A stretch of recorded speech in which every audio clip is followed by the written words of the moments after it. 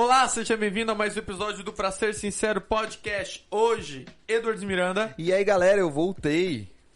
É verdade. Eles não estavam aqui.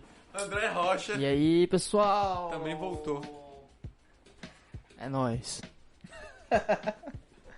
E Alexandre. Vitor Alexandre. Fala, galerinha, e aí, tudo bem? E eu, Danilo Jeremia, vamos falar sobre desobediência civil, certo? Obrigado pela... Eu acho Correto. que tem um negócio antes que no último podcast você falou que os dois, o André e o Edward, estavam demitidos. Aham. O que de fato estavam. Porém, Que agora estão Então, no só que tratamento sobre escravidão. terça-feira, eu acho que o André passou roupa pra você, né? E o Edward passou um pano, né? Porque ele é bom nisso, ele é militar. Aí eles voltaram e agora tá Eu todo sou bom mundo pra- aqui. Pra carpir, pô. Todo tirar mundo aqui mato. tá unido de novo. O Quarteto Fantástico tá aqui. Então tá perfeito agora, todo mundo bem. Perfeito. Tá vendo uma palavra muito forte. Sim. Mas tá melhor do que antes. Poderia ser pior. Vai, André, quais são os recados? Os recados são @pra ser sincero no YouTube, Instagram e Twitch. Vinheta.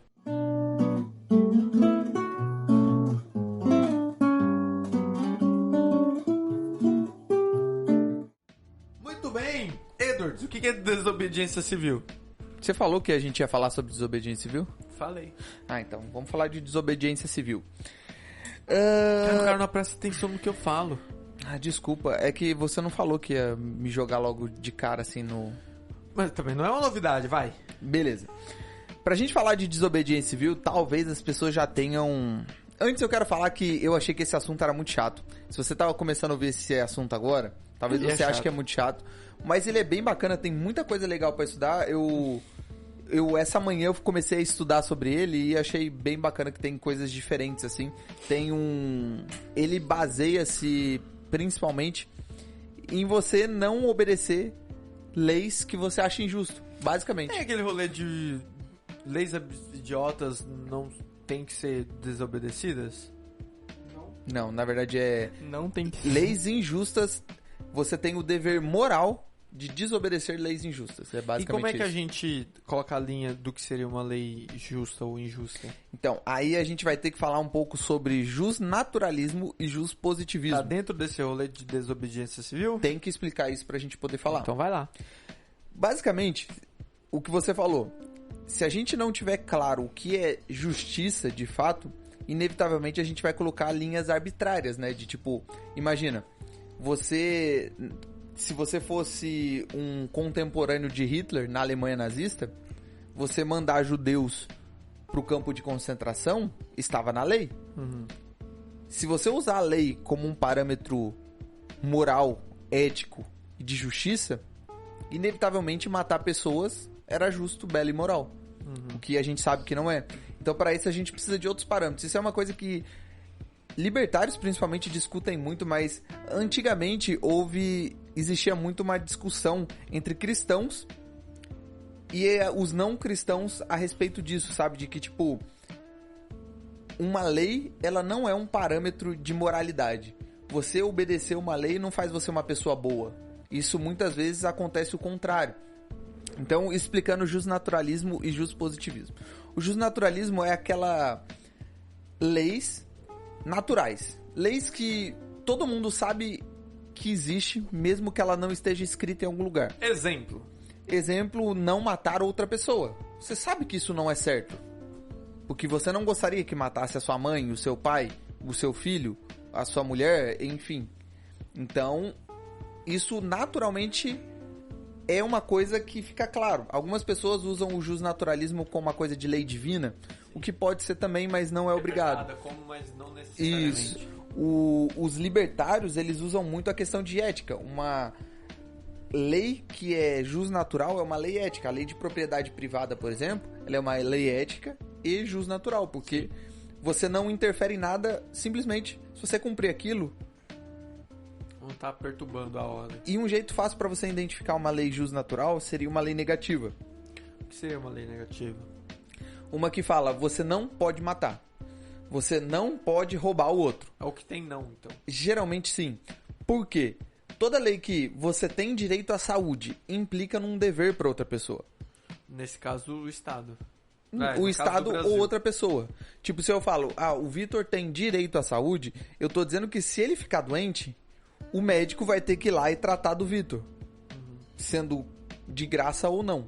Agora, se eu falo que o Vitor tem o direito de não ser agredido, não tá colocando um dever pra ninguém. Simplesmente você não bater no cara. Você não tem que ajudar ele, você não tem que dar dinheiro pra ele, não tem que sustentar ele, só não bater nele.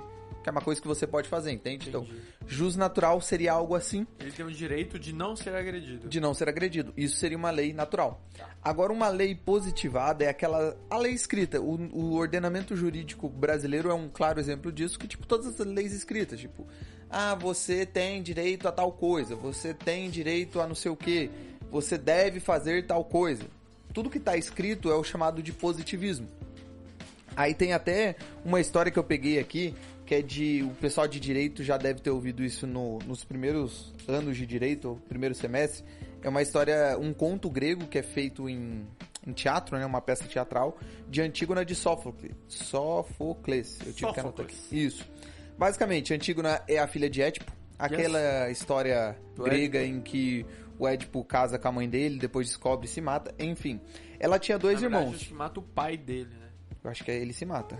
No final, não sei se ele se mata. Eu sei que o rolê é o seguinte, que ele é profetizado, que ele vai casar com a mãe e matar o pai. Aí, numa guerra, ele mata o pai e casa com a mãe, porque ele supostamente vai pegar o reino daquela pessoa que ele derrotou, que é o pai dele, só que não sabe que é o pai dele. Só que daí depois ele se mata. Acho que dá uma bad lascada. Dá. Enfim, ela tem dois irmãos, o Polinice e o Etéocles. Caguem pros nomes, só entendo a história. Cachorro, não leva isso a sério, não. Menos você, cachorro. E, basicamente, o Etéocles e Polinice estavam defendendo... Polinice estava invadindo Tebas e Etéocles estava defendendo Tebas. Quando acabou a guerra, os dois morreram. O rei, o governante lá de Tebas, que era o Creonte, ele fez uma lei que estipulava assim, que o Etéocles, que foi um herói para a cidade de Tebas, ele deveria ser enterrado com honras militares, enfim, enquanto Polinice deveria ser largado no campo para ser comido pelos cachorros e pelos pássaros. É tipo um sinal de desonra, sabe? De desprezo. De desprezo. E aí tem um problema, porque ele criou a lei que deve ser enterrado e deve não ser enterrado outra pessoa. Entendi. A Antígona, ela é irmã daquilo, não gostou de ver aquilo. O irmão dela pode ter errado, enfim, mas ela, segundo o direito natural, segundo ela, o dever dos deuses que dá aos seres humanos que toda pessoa morta ela deve ser enterrada. E aí ela vai e desafia, achou injusto, entra na justiça, desafia, Suprema e o Creonte... Corte, Lewandowski abre a Constituição e delibera. Exatamente. Aí tem até uma frase que ela usa que... Será um belo fim se eu morrer cumprindo o meu dever. Porque, ela basicamente fala que ela morrer fazendo o que é certo vale a pena. Vale a pena. Entendi. No final, o filho do Creonte tenta lá convencer o pai dele. Ele era noivo de Antígona também, tenta convencer. E por último tem o Tirésia, que era um adivinho, um profeta, enfim. Por que essas pessoas são importantes? Porque daí, a partir daí, vem um conceito de prudência. Hoje a gente entende que o conceito de prudência é ter cuidado. Mas nesse conto especificamente, o prudência está relacionado à habilidade de você reconhecer uma atitude justa ou não em algo concreto. Sabia que dentro da filosofia grega a prudência é a principal das virtudes? Sim, exatamente por isso, que é você reconhecer o que é justo, não necessariamente... Isso é totalmente capaz da gente encontrar hoje em dia. O ser humano tem uma capacidade de observação muito boa, eu acredito que a evolução nos trouxe isso, uma capacidade de observar isso, e por conta disso, a gente tem o costume de rotular ou modelar pessoas. Na verdade, como tu falou, o rolê da evolução, nós aprendemos a identificar padrões. Exatamente, através de observação. Exato. Então, se eu olho pro Vitor, eu coloco nele um certo padrão, porque isso fica mais fácil de identificar. Você olha pro Vitor e fala, indiano. Logo você já imagina diversos comportamentos que ele vai ter. Mesmo você não tendo visto. Vaca. É isso. Mesmo você não sabendo exatamente quem ele é, nunca conversou com ele, mas você imagina os comportamentos padrão de um indiano. Você olha pro Danilo, biólogo, você já imagina o quê? Pobre. Automaticamente. Entendi. Beleza? Coisas desse tipo. E por que isso é ruim? Porque a gente criou o costume, o hábito na nossa sociedade de colocar o bom e o ruim, né? De tipo, meio estipular maquiavélico. o que é bom, o que é ruim, e muitas vezes como um sinal de virtude. Então a gente vê na nossa sociedade muita gente que... Mas você concorda que, de certa forma, pensar desse modo que tu acabou de descrever foi, de certa forma, benefício para a evolução? Sim, foi Porque necessário. senão não estaríamos até hoje reproduzindo certeza, esse tipo de com certeza. comportamento, né? Se a gente considerar, por exemplo, imagina você na floresta. Imagina A gente eu. criou um padrão de, bom, todo bicho que Rasteja? que rasteja, ele pode ser perigoso, então eu vou evitar. Rastejou, eu vou evitar. Faz sentido, isso é Medo de lógico. serpentes é um comportamento bem estudado em comportamento de evolução. Que é normal, é natural que os humanos bípedes tenham medo de serpentes, porque serpentes são venenosas. peçonhosas e vai fazer o mal. Então, Você já tem medo natural. isso é passado. Então, isso faz sentido evolucionalmente, mas falando do ponto de vista de sociedade, hoje já não faz tanto sentido. Então, aí porque entra o rolê que nós somos animais que podemos racionalizar. Exatamente. Aí entra essa capacidade de mudar de ideia, de evoluir. De no entender sentido coisas. hegeliano, de evoluir no sentido de você adquirir mais conhecimento, refletir e assim mudar de Exatamente. perspectiva. E aí a gente acaba caindo numa questão de muito mais parecer ter uma virtude do que de fato ter uma virtude. Por que eu cheguei nesse ponto? Por quê? Porque daí a gente começa a ver que desobediência civil, pra pessoa normal, que não tá acostumada a estudar ou o direito, ou estudar Não é filosofia... apenas desobedecer uma lei. A pessoa, quando você fala de desobediência civil, a pessoa já pensa o quê? É uma pessoa inconsequente, uma pessoa irresponsável, provavelmente. uma pessoa ruim, uma pessoa que não se preocupa com os outros. Um anarquista. Um anarquista. Só que muitas vezes isso não tá ligado. Inclusive o anarquista, tipo, você fala, a gente como libertário, anarcocapitalistas, em tese somos anarquistas. Quando você fala isso, a pessoa, anarquista? Não são aqueles caras que saem destruindo as coisas, tipo... Pois é. E aí... Os black bloc da vida. Isso. E aí as pessoas começam a colocar um padrão de virtude se você obedece leis. Não, se você paga o seu imposto certinho, se você obedece cegamente todas as leis, você é uma pessoa boa. Quanto não. Então a gente pode falar que É uma muitos... visão diferente sobre esse sistema, né? Exatamente. Então você pode perceber que muitos nazistas foram pessoas boas. Os justos velhos não estavam cumprindo a Estavam lei. cumprindo a lei, exatamente como devia ser seguido. Eles estavam obedecendo. Só que existe a desobediência civil, ela seria... Eu estava lendo mais ou menos sobre isso no direito. Ela seria um conceito mais do justnaturalismo, de algo que a gente entende que é errado. Então, você tem esse direito de desobedecer. No positivismo, ele tem um outro nome. Tem essa base, né? Não é Isso. algo desordenado e vou desobedecer porque é uma lei e eu vou desobedecer e pronto, né? Inclusive... Não é sem sentido, não sem... A desobediência civil, Aham. ela precisa ser pacífica. Tanto é que grandes pacifistas que a gente conhece O hoje Lulão. em dia, Gandhi, Martin Luther King, eles eram seguidores de Henry Thoreau. Ele fez um livro, que foi o que eu li até essa manhã, que chama A Desobediência Civil, um ensaio, alguma coisa assim. Ele fala exatamente sobre isso.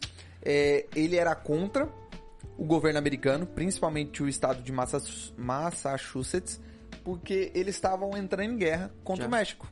Aham. Então ele achava errado ele pagar o imposto dele pro exército americano ir lá, E acabar com a galera. obrigar um jovem a se alistar, dar uma arma na mão dele, invadir outro país para pegar terra. Ele achava isso errado. Então ele, ao Mas longo na do verdade livro- quem tava errado era ele, né? Pensar assim diferente. Sim, exatamente. Tanto é que diversas vezes ele foi preso por não pagar o imposto. E aí ele vai falando, tipo... Sonegava ainda. muito feliz. Isso negava Ele muito. não concordava em pagar imposto. Thoreau. Caralho. Porque ele achava exatamente isso, cara. Será não, que ele achava que imposto é roubo? ele não, pelo menos no livro ele não chega a citar isso, mas ele achava errado ele dar o dinheiro Pra sabendo isso, né? que o governo americano ia usar pra isso. Ele talvez concordasse, eu dou meu dinheiro pra, sei lá, dar assistência pra uma galera que necessita. Mas não pra levar moleque E pra aí guerra. e você vê que, tipo, Entendi. é um pensamento bem utilitário, né? A gente consegue ver isso nas pessoas muito. Tem aqueles filmes de... Tem um lado bom do utilitarismo? Que eu acho que Eu acho que ele é mais fácil de ser visto, né? Então, tipo... ser compreendido também, né? então, beleza. Eu não acho errado a pessoa ser utilitária, mas ela é... Em algum momento ela vai ser hipócrita. Entendi. Porque é inevitável. Tipo, um tempo atrás eu tava vendo... Pra acabar com a pobreza é fácil. Matar Sim. os pobres. Pois é. Né? Você tá sendo utilitário, só que nesse ponto aí a pessoa fala, não, aqui não serve. Aqui não serve. Então, aí você fala, mas então você não tá usando uma régua única pra medir as Mas coisas. aí que tá, se a pessoa se declara utilitário em algumas situações, necessariamente em outras situações onde ela discorda com o contexto utilitário, ela tá sendo hipócrita? Porque ela, naquele contexto, não concordo que o utilitarismo é assertivo. Então, mas aí você fica fazendo uma punheta moral o tempo todo, né? Agora eu tô nesse ponto, agora eu acredito nisso. Entendi. Não, agora eu não acredito nisso. Ele tá sendo utilitário na própria moral.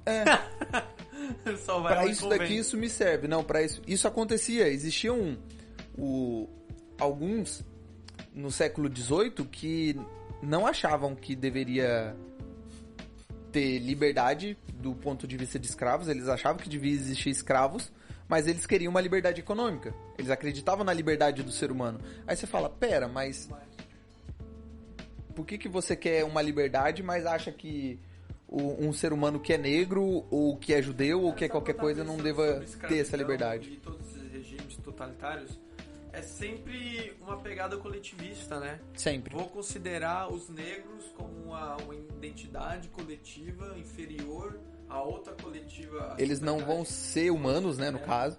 E por isso não são humanos e por isso eles têm o direito de ser...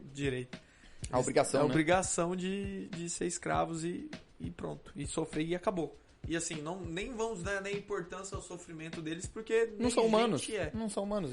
E isso também acontece hoje em dia, né? Se for parar pra ver a questão da liberdade individual pra defender armas, mas não pra defender drogas. Sim, Ou vice-versa. Ou vice-versa. Não, o corpo é meu, eu faço o que eu quero com ele. Tudo bem. E se eu quero colocar uma arma nele? Não, aí você não pode. Aí não porque... pode. A arma mata pessoas. É. E o argumento é o mesmo pro outro lado. É. Então o corpo é meu, então eu vou usar droga. Vou fazer o outro lado. Qual o seu exemplo foi da arma, né? Da arma. Então, eu vou usar... mais drogas. Não, porque drogas matam. Você quer ser odiado pelos dois lados no Twitter, fala que você quer usar drogas armado. Tem aquela frase, né? Aí sim o você meu vai ver. sonho... Não o meu sonho, né? Mas o sonho que eu quero no mundo é que Não, a casais visão de gays... libertários é casais gays defendendo plantações de maconha enquanto um vai buscar o seu filho na... Com a K-47. E eu nem sei de onde a gente surgiu nesse assunto mais, mas eu tava falando sobre desobediência civil, seria um conceito mais naturalista. Tá falando... Pacifistas. Trof. Então. Um conceito importante de... Trudeau. Um conceito importante de desobediência civil é que ela deve ser pacífica. Porque o fato de eu entender que algo é injusto e eu não possa seguir, não pode colocar uma obrigação sobre outra pessoa. Tipo, eu não posso chegar e porque eu entendi isso, eu compreendi que uma lei é injusta e eu vou desobedecer ela, eu não posso chegar pro André e falar, André, pare de seguir isso, eu vou te segurar, eu vou quebrar sua casa, eu vou botar fogo em alguma coisa que você faz, porque você tem que acreditar nisso também. Pura hipocrisia, né? Pura hipocrisia, porque... Cara do século XIX, esse Henry David Thoreau. Queria dar uma... Não é Já terminou Thoreau, ou vai falar mais uma Thoreau. coisa ainda? Não, e aí tem, no direito positivista, existe esse instituto também, que é chamado... alguma coisa de consciência agora. Droga. Dedução. Você falou, mas eu Eu não lembro. falei e eu Intuição. esqueci. Não, é A questão de sentimento. alguma coisa assim, objeção por consciência. Geralmente, algumas constituições democráticas, elas tendem a ter esse instituto, que é tipo, você pode desrespeitar a lei, tendo uma objeção por consciência, se, contudo, se, contudo, porém, entretanto, existir um trabalho compensatório por isso. A gente estava até conversando antes, eu dei o exemplo. Se você não, por alguma objeção de consciência, você não pode servir ao exército. tudo bem. Só que verdade. tem que estar previsto em lei que você possa fazer um outro serviço. Tipo, você vai servir em creche. Se não existir esse outro serviço Aí previsto já em tá lei, errado. aí você não pode ter uma objeção por Dispensado. consciência. É bem bizarro que, tipo assim, a lei, em tese, libera que você desobedeça a ela se ela autorizar. Então, tipo, isso fica meio que... Tem uma objeção por consciência não quer dizer muita coisa, né? Porque, por exemplo, minha objeção se é por consciência seria por mim. Eu não precisaria depender da opinião do Estado, né? Exatamente. Então esse termo o Estado usa, mas não é correto, né? Ele tá... É porque, tipo, quando você vai entender formação de Estado, se a gente pega a lógica do Estado que foi se formando, monarquias absolutas, aí depois foram abrindo monarquias não tão absolutas assim, até chegar na democracia, as pessoas foram entendendo o conceito de que poder de maioria. Então, você ter, em tese, a liberdade de você desobedecer é uma defesa do povo contra o seu governo. Tipo, o governo está sendo claramente injusto, então a gente tem o direito de ir contra ele porque a gente não concorda com isso. Isso em tese, porque nas democracias não são a maioria e mesmo que fosse, isso está errado. A gente acredita que o indivíduo que deve ser o fim e não somente um meio, né? Nunca foi democracia. Mas aí vou falar aqui sobre uns autores de desobediência civil. Eu só queria complementar uma coisa que eu disse no começo sobre os libertários, né? Existem 3 tipos de libertários, de acordo com Murray Rothbard. Os primeiros são os utilitários, que não é a gente, creio eu. O segundo são os sentimentalistas, que são... A gente não é libertário? Eu não sei a diferença. Os utilitários, libertários utilitários, tá. são os que defendem aquele de forma bem inconveniente, sabe? Eu sei disso aqui, mas se mudar, eu vou mudar junto, porque é vida que segue. Tem os sentimentalistas, que são aqueles que defendem a liberdade, mas eles não têm muitos argumentos para convencer outras pessoas, porque é puro sentimental.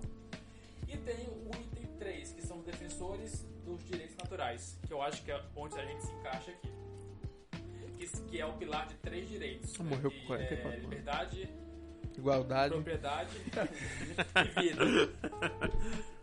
Então, Liberdade, fala de novo. liberdade, propriedade e vida. Certo. Então, esses 3 direitos, na verdade, direito na ética do Murray Rothbard só pode virar direito se tiver obedecendo as seguintes regras. Ser válida todo o tempo que você está vivo, no caso do seu nascimento, a sua morte, como por exemplo é a vida.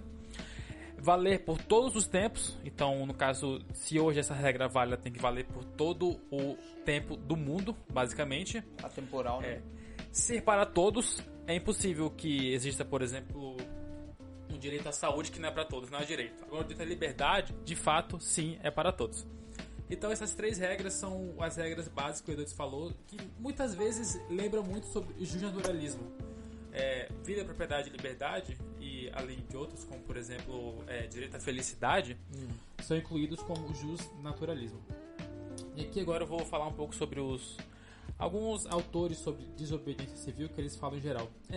Desobediência civil, como o Edward disse, pode ser um pilar, digamos assim, da democracia, né? É necessário que exista esse conhecimento, porque vamos supor que você eleja um cara que você acha que ele tem uma ideia que você concorda. Só que nesses 4 anos que ele fica, porque no Brasil é de 4 anos, ele começa a fazer coisas que você não concorda. E todo governo começa a fazer coisas que você não concorda. Leis que você não quer, leis que você não acha correta. Então, o correto a se fazer é você desobedecer as leis que passam. Algumas pessoas podem usar como exemplo o uso de máscaras obrigatórias, certo? É um ótimo exemplo. Tem que ser rolê, né? Antes de falar de exemplo, eu vou falar um pouquinho aqui sobre, principalmente o Thoreau. O Thoreau, o Edward já falou um pouco sobre ele. Ele ficou meio irritado na época por ter que pagar imposto voltado à guerra. Ele não queria pagar imposto para financiar a guerra do México, que naquela época a Califórnia tinha sido dominada pelo México e os Estados Unidos queriam recuperar. Mas se fosse, por exemplo, para outra coisa, como o Danilo disse, para investimentos em saúde, por exemplo, talvez ele até gostaria da ideia. A ideia dele foi que ele era contra aquela lei de pagar imposto porque era voltada à guerra. E é uma coisa que as pessoas, em tese, não gostam. Atualmente, hoje em dia, no mundo, guerra é uma coisa que simplesmente ninguém tem coragem de fazer. Meio Mas chato, naquela né? época era mais comum, assim, porque tinha essa ideia de que guerra era a base da economia. Os vikings falavam muito sobre isso. Entende? Tá, mas tem outros autores, como, por exemplo, a senhorita, ou o senhor, não sei, na verdade, a senhorita Hannah Arendt. Legal, Que ela isso aí. falava que a desobediência civil ela aparece quando um número significativo de cidadãos se convence de que ou os canais que o governo usa simplesmente não funcionam mais, ou que as queixas que eles fazem não têm efeito. Então a gente tenta mudar a coisa, a gente tenta falar, não gosto disso, eu não gosto disso, e você é simplesmente ignorado. E aí você parte então para outra etapa, que é a desobediência civil. Você, então ninguém quer me ouvir, então eu vou ignorar tudo. Acontece, e inclusive é um meio bastante comum, eu acho, aqui no Brasil, quando as pessoas veem que estão sendo ignoradas, eles ignoram de volta. No Brasil é muito comum isso. Acontece, né? Enfim. Tem também a Maria Garcia, que cita que essa desobediência civil pode ser classificado como um direito fundamental porque está diretamente ligada à concretização da cidadania. Depende muito, eu não sou muito fã em falar que a cidadania, né, o que a maioria quer, por exemplo, o que as pessoas querem, porque muitas vezes, inclusive no próprio Brasil, as pessoas tendem a gostar de tudo que o Estado faz, mas não gostam necessariamente do que o governo faz. Sim, eu acho isso é até o Tem um exemplo, livro bom, hein? o exemplo que a gente deu no início, né? Tipo, muita gente com certeza apoiava o Hitler, nem por isso ele tava certo, tá ligado? Isso não importa. A maioria não importa, é irrelevante a E maioria. falar de cidadania, mas muitas vezes a cidadania que as pessoas acham é aquela que o Estado faz as regras e pronto. Então, você seguir as leis, você é um cidadão Você é um puro. cidadão, parabéns. Se você não segue, bom, você não é um cidadão. Gandhi, ele pregava muito esse negócio de desobediência civil voltado ao meio pacífico, né? Ser pacífico, não agredir o próximo. Mas essa definição não entra muito hoje em dia, porque hoje em dia a gente crê que desobediência civil é algo muito ativo. Eu vou focar contra uma lei, enquanto o Gandhi falava que era que todo mundo deveria ter paz. Então não era necessariamente desobediência civil, era mais uma calma mental pacifista. Porque eu acho que ele não estava sendo contra nenhuma lei nessa época. Objetivamente. Só contra a exploração da Inglaterra na Índia. Por causa daquela invasão. Tirando tudo, literalmente. Mas, ele não sei se ele falava exatamente sobre contra aquelas leis ou ele falava o pacifismo da pessoa ser pacifista internamente. A Inglaterra tentou incorporar muitas leis e cultura inglesa dentro da Índia. E eles eram contra, porque muitas vezes ia até contra a religião que eles acreditavam. Negócio de alimentação, por exemplo, né? Isso. E aí a gente, um comentário aqui, a gente pensa e fala, mas hoje em dia as leis são tão tranquilas, não precisa se preocupar muito, muitas das liberdades são bem aproveitadas. Assim, na América, principalmente na América do Norte, é bem possível sim que muitas leis sejam bem respeitadas em questão à liberdade, principalmente liberdade sexual. Ontem nos Estados Unidos se liberou uma lei que libera maconha pro país todo, então tá no caminho. Só que existem exemplos onde não existe isso. E o melhor exemplo... O Bolsonaro gosta tanto dos Estados Unidos, né? Ele podia Porque pegar ele libera, uma parte dessa lei. Se eu não tô enganado, acho que no Afeganistão ou na África do Sul, não lembro agora, as mulheres são proibidas de sair de casa, de sair do país sem o marido. Inclusive, eles podem rastrear a mulher online. Celular, né? Eu acho que é Afeganistão. Afeganistão, né? E aí você fala, bom, isso é errado. Mas é uma lei. Então você tem que respeitar uma lei. É uma lei, o Estado passou em tudo, né? Não. Agora vale, né? O vereador deve ter estudado pra criar essa lei, claramente, não é possível, né? ele fez uma análise ali complexa e viu que era o melhor jeito de se fazer. Mas aí, nesse caso, você faz o quê? Você abaixa a cabeça? Não. Para esse tipo de situação, existe a desobediência civil. Só que isso é um passo para virar algo militar. Entende? É um passo para virar algo militar. A ideia é que a gente sempre seja contra... Mas, por exemplo, nesse caso, por que a questão do pacifismo é muito útil para a desobediência civil? Porque você mostra um lado que geralmente as pessoas não veem. Na sociedade é bem comum Se eu encontro uma pessoa que não concorda com a minha ideia, automaticamente o meu cérebro já coloca ela como meu inimigo. Como alguma pessoa que literalmente é contra mim. E muitas vezes não é. Cara, se você tiver paciência, claro, tem pessoas que são assim, mas às vezes algumas pessoas, elas só estão do outro lado, só não concordam com a sua ideia porque ela não foi apresentada a sua ideia da forma exata. Será? Talvez ela tenha algum certo de ligação com aquela ideologia que ela acredita. Cara, Tem um certo quê? um certo tipo de ligação sentimental com aquela ideologia que ela acredita. Cara, eu já discuti diversas vezes com alguma pessoa que no final ela... Caramba, eu achei que era totalmente diferente isso aí que você tava falando. Faz até que sentido. Eu ainda não concordo 100% com o que você fala, mas faz um pouco de sentido. Então, tipo, você vê que a pessoa não tá tentando ali... Ela nem parou pra pensar naquela possibilidade, na consequência talvez, né? daquilo. E por que isso é importante? Cara, uma sociedade, a ideia de sociedade é constantemente você convencer pessoas. Quando você tenta fazer qualquer coisa por força ou violência, você só antagoniza. É por isso que, tipo, eu acho que teve uns episódios atrás a gente falou do negócio da vacina lá. Cara, se você quer convencer as pessoas anti-vacina a se vacinar, não comece falando que elas são anti-vacina, tá ligado? Isso não vai ajudar. Comece falando delas do porquê que é o problema, do porquê... Tipo, se você pegar a segregação racial nos Estados Unidos que tinha, velho, o Martin Luther King lá, os caras apanhavam, os caras faziam passeata em que literalmente apanhavam das pessoas andando na rua, mas eles não agrediam ninguém, porque no momento em que eles agredissem alguém, aquela pessoa ia ser antagonizada e tipo, opa, tá vendo? Eles mostraram a cara. Achei o inimigo. Achei o inimigo. Então, tipo, isso não ajuda. Agora, eles sendo pacifistas, muitas vezes eram violentados, muitas pessoas morreram durante esses protestos pacíficos, só que eles conseguiram um avanço que não se via há bastante tempo, sabe? Então, tipo, por isso que essa questão de desobediência civil é o caminho mais difícil sendo pacifista, mas ele é o caminho que realmente leva a alguma coisa. É você expor uma ideia.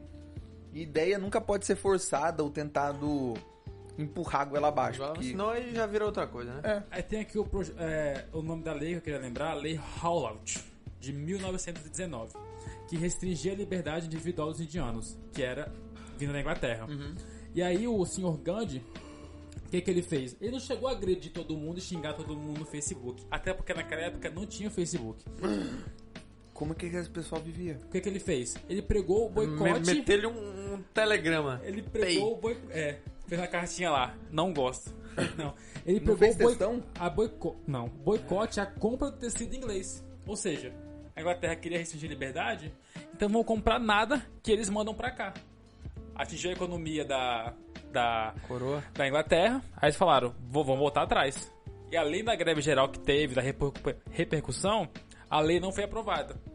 Um ótimo exemplo de desobediência civil. Você não precisa atacar os seus inimigos ou xingar eles no Facebook para que alguma coisa que você acha correta, e aqui, aconteça, né, vamos ser honestos, né, restringir liberdade individual não é algo que você pode achar que é correto, ainda mais hoje em dia. Naquela época, ok, né, tinha um pensamento muito fechado, mas hoje em dia com a internet, eu acho que é muito forçado alguém restringir liberdade individual. E funcionou muito bem. A lei não foi passada e eles continuaram a vida normal.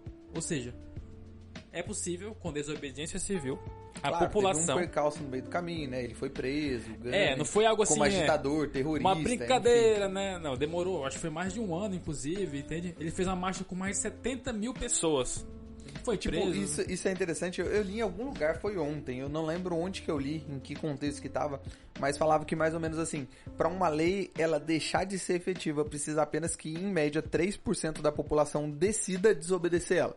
Não precisa ser muito. 3% de uma população, porque torna impossível um Estado forçar isso nas pessoas. Tipo, não tem como o Estado querer fazer uma lei onde vai contra mais de 50%, ou melhor, uma lei que vai prender mais de 50% da sua população. Sim, né? não, mas eu falei 3%. Não precisa nem ser muito, precisa de ser 3%. Não faz lógica, tipo, ter 3%, galera.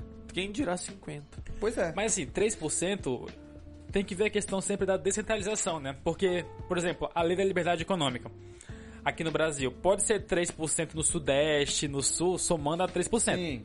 Aí chega no norte, onde ninguém sabe dessa lei, continua, né? Exatamente. Mas isso é um bom exemplo, porque é um valor muito baixo. Se Muito fosse bem baixo. centralizado, não precisa que todo mundo faça, né? Poucas pessoas fazem e aí vai criando tipo uma rede, né? Gigante. Vai criando Uma uma cultura. rede de informações, inclusive. Porque, tipo assim, às vezes eu não concordo com uma ideia porque eu vejo um cara no YouTube que fala disso e ele é... Não vou com a cara dele. Mas, de repente, é meu irmão que tá falando isso pra mim e, tipo, eu gosto do meu irmão. Ele não é tão idiota. Então, tipo, pô, se ele tá falando, deve ter um fundamento. Deixa eu ouvir, deixa eu tentar entender. Então, quando isso vai se expandindo, se torna uma Esse rede de 3% informação. dispara pra 30%, né? Mas eu tenho medo da lei querer, tipo, ainda assim o pessoal querer colocar pra cima, entende? O próprio governo falar, não vai respeitar, beleza, veremos. Não, sempre existe essa possibilidade, mas no fundo, ou o governo, ele é de fato um governo ditatorial, um governo, exemplo, tipo China, em que ele literalmente pode te prender e te matar por você desobedecer uma lei, ou se torna inviável, porque aqui no Brasil a gente já falou da lei da liberdade econômica mesmo, daquelas leis que não pegam. É uma lei que existe, só que simplesmente ninguém segue e ela cai em desuso. Por quê? Não pegou. As pessoas decidiram deliberadamente cagar para aquilo. Não tem como o Estado multar todo mundo, fiscalizar todo mundo. E isso é até uma justificativa de legitimidade de Estado. Por que hoje o Estado ele se mantém? As pessoas falam, por causa da força dos exércitos. Eu discordo. A força do exército é considerável? Sim. Eu acho que a gente tem uns 380 mil militares da ativa. Talvez 400 mil militares da ativa. Ao todo no Brasil são 220 milhões. Se a gente considerar os adultos, são 100 milhões de pessoas. Acho que dá pra ganhar, hein? Acho que dá pra ganhar. Ah, não, porque a galera do Brasil é desarmada, né? Mas ainda assim, você concorda comigo que, tipo... Uma hora a bala vai acabar, né? Não tem como. E a inteligência? Pois é. Aí, tipo... Inteligência, vai você na frente. Então, tipo, você percebe que não é necessariamente a força que dá uma questão de legitimidade para o governo, mas é exatamente legitimidade inconsciente que as pessoas dão. É simplesmente porque todo mundo acredita que aquele cara que tá ali, ele é uma autoridade sobre você, que ele se mantém como uma autoridade sobre você. Acredita, né? Fora o próprio incentivo, né? Como aqui no Brasil o cara tem que se reeleger, ele não vai querer ser visto como o cara que mata todo mundo que pensa contra exatamente. ele. Na China isso funciona perfeitamente, mas aqui no Brasil, não. Não vai pegar mal, exatamente. Senhoras e senhores, alguma mais, bacana.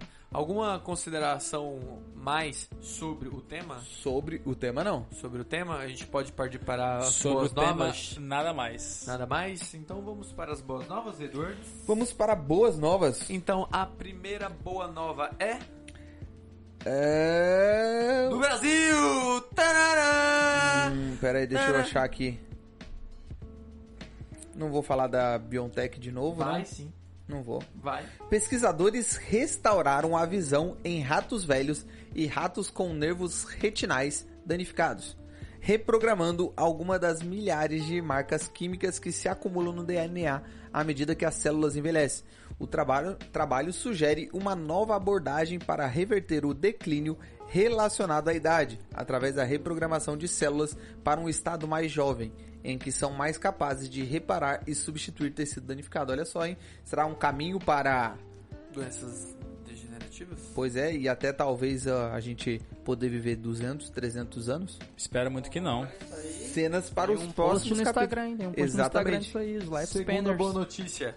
Segunda boa notícia, pela primeira vez, uma carne cultivada em laboratório recebeu luz verde para ser vendida para o consumo humano. Crime.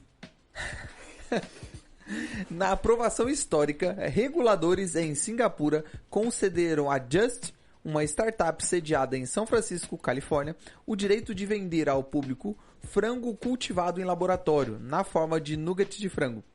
Um restaurante ainda não divulgado em Singapura em breve será o primeiro a ter o frango no menu, mas o CEO da Just diz que planeja expandir depois disso. Iremos de um único restaurante para 5 a 10 e eventualmente para o varejo e depois disso para fora de Singapura. Interessante isso, hein? Terceira boa notícia.